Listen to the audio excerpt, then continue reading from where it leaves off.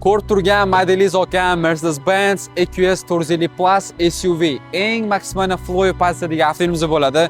Hozir ushbu avtomobilimizni yangisini ko'rib xarid qilaman desangiz 100 mingdan qoltasiga tushib ketasiz. Lekin men siz uchun 2023-yil ishlab chiqarilgan 3000 kilometr masofa bosib o'tganini bilasizmi, necha pulga topib qo'ydim? 88 mingga akam.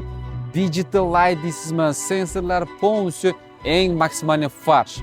Diskalari такой необычный dizaynda Pirelli P0 shinalar bilan jihozlangan. EQS yozuvlari Dutch Spuzon bizcha do'sti, mana qarang.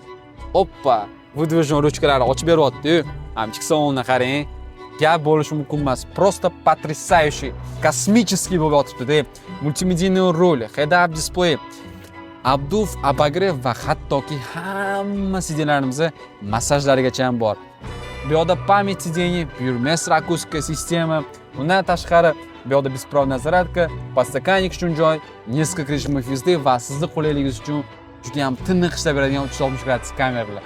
Mana tepalarimizdan aytmaysizmi, qop-qora tikkangdan bo'lgan gap yo'q. Avtomobilimizni orqa vidlaridan ko'rsatib o'tamiz. Полностью четырехзонный klimat kontrol va o'rtada siz uchun беспроводная зарядка mavjud. Avtomobilimizni ichki saloni полностью qora koja va alcantara bilan jihozlangan. Mana zadniy vidlarini aytmaysizmi? Aytgancha avtomobilimizni orqa balonlari ham полностью buriladi.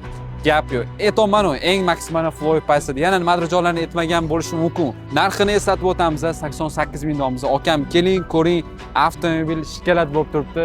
Maza qilib xarid qilib ketasiz.